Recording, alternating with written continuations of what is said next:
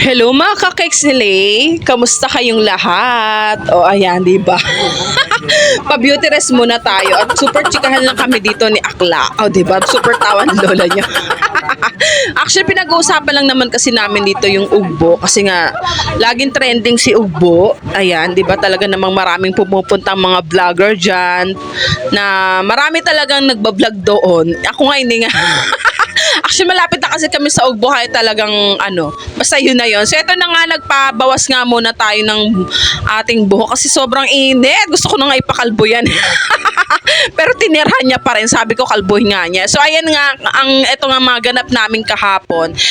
Naisipan nga namin munang mag-family Friday, fam day, at saka nagsimba na rin kami. So, nagpunta kami dito sa may Port Santiago. Dito lang yan, guys, sa may Manila. Ayan, malapit lang naman kami dito. So, nag-tricycle lang kami coming from dito sa bahay namin, syempre. So, sa tagal ko nang hindi nakapasok ulit dito kasi tong Port Santiago na to, ang huli kong punta dito nung college pa yata ako. Oo. Actually, dito namin mini-meet up yung or dinadala yung mga ina-eyeball namin doon. Yung mga tinetextmate namin. Tapos kapag na-meet up na namin, kung hindi sa Intramuros dito sa Port Santiago, magpapalibre kami. Tapos ayun, pag nalibre kami, kain-kain, ganun-ganun, ikot-ikot, konting bola. Tapos pag uwian na, sige na, bye-bye, uwi ka na. Salbahe, 'di ba? So ayun na nga, pakita ko lang sa inyo. So after how many years at eto na nga, nakakatuwa kasi yung pagbalik namin ay kasama ko na yung mga lahi ko, 'di ba, yung chikiting ko. Para ma-explore naman nila at ang kagandahan ay talagang na i-preserve at napanatili ang Port Santiago. So, kudos sa management nito. So, meron siyang entrance, guys. Medyo tumaas na, syempre, ilang taon na, di ba? Kasi noon, lang to, 5 pesos tsaka 10 pesos lang yung entrance kapag estudyante. So, ngayon, ang adult entrance is 75 pesos and 50 pesos sa mga estudyante o bata. So, pagka senior and PWD, 50 pesos. Ayan. So, mapaka talaga nitong Port Santiago na to. Puntahan talaga to ng mga turista until now. Napakaraming mga afam. Dito nga ako nakabingwit ng noon. Joke lang. Hindi talaga, dito talaga namin dinadala. Seryoso, nung mga college kami. At saka dito kami laging gumagawa ng mga event, or hindi mga pagpa-practice. Kasi napakatahimik at saka talagang relaxing yung area, ganun. Kapag parang gusto mo ng probinsya area or ng mga hindi maingay or ito lang, puntahan mo tong mga ganitong lugar dito sa Maynila. Port Santiago, Luneta. Medyo Luneta kasi may mga sasakyan. Pero dito sa looban talaga napaka-peaceful. Marerelax ka, lakad-lakad ka lang dyan, diba? So, ito na nga yung wall ng ating Port Santiago. So, nakita nyo naman, diba? Talagang maraming pumupunta rito mga paulit-ulit.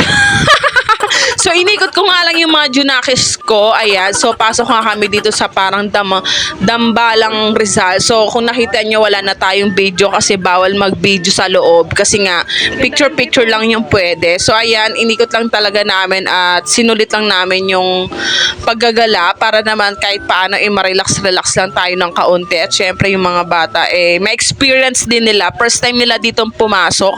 At saka, syempre, yung history nating ng Pilipinas ni lalo na si Jose Rizal na dito nga siya ay prinison or ikinulong. Ayan yung kanyang replica, 'di ba? Yung image niya nandyan. Then may mga ang ganda pa rin talaga ng Port Santiago nito, talagang mamamangha ka. Ito yung ilalim na to, pinasok namin yung parang pinaka-selda nung araw ng panahon ng mga Kastila. Ito yung selda kung tawagin. Ayan, mga ganyan mga pagpapakita ng mga example or mga ayan, yung mga picture na yan, yung mga death or massacres, mga ganun. Basta mapapakita dyan.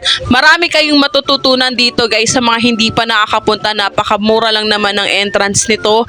Pero grabe, yung Instagrammable yung bawat area dito kasi talagang na-preserve siya ng Maynila. Ayan, yan ang kagandahan sa ating mga tourist spot, yung na-preserve at talagang na-maintain yung mga ganito nating mga spot nga, paulit-ulit.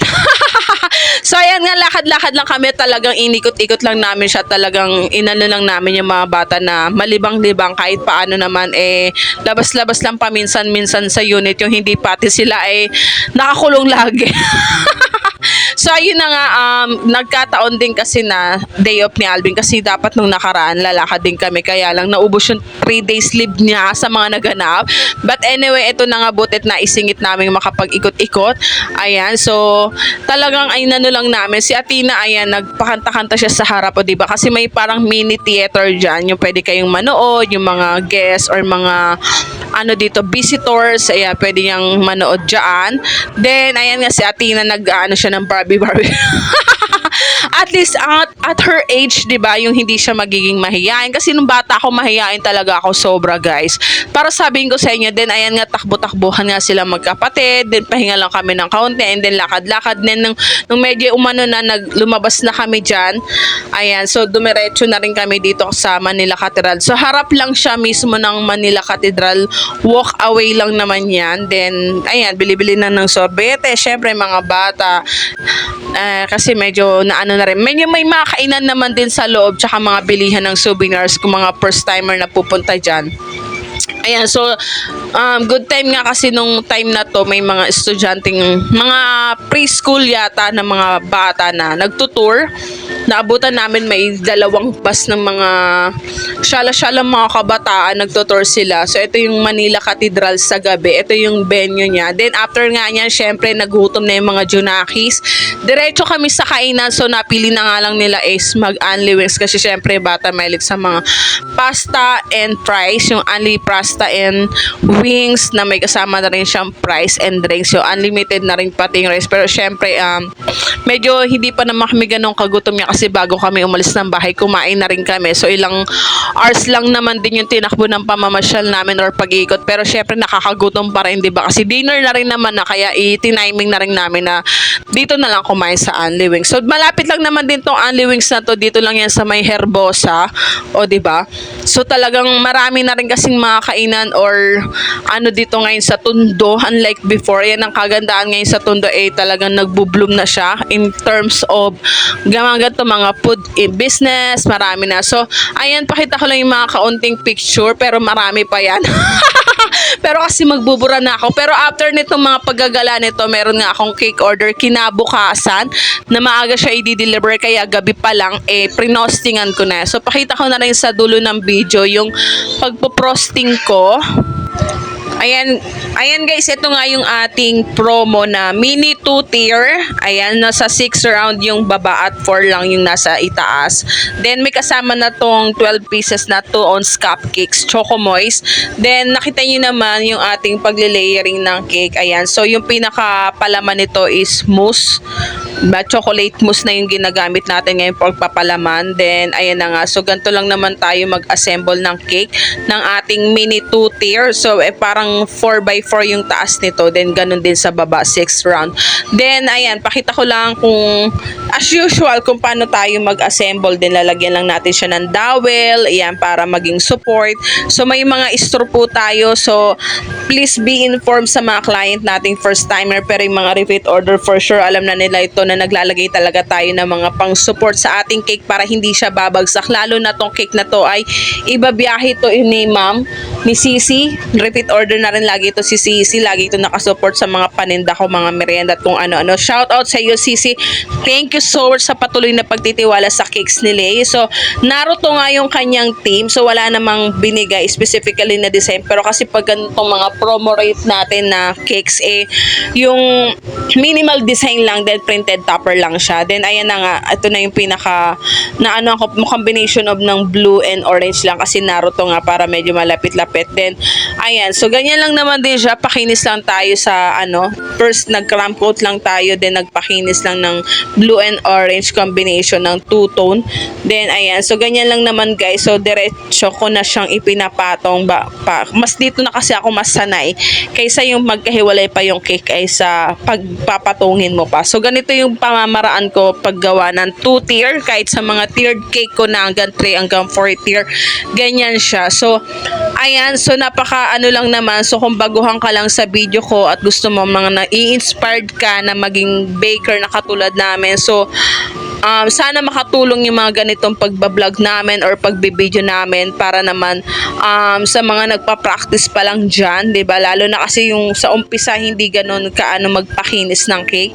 Pero kapag nagpa-practice ka naman, di ba? Syempre yung lagi kang gumagawa ng cake. Syempre, nung una talaga hirap din ako magpakinis pero syempre, walang bagay na hindi kayang matutunan. Lahat yan malalagpasan mo, di ba? Tulad nga noon, sabi ko sa inyo, hirap din ako. Nakadepende rin din yan sa may turntable.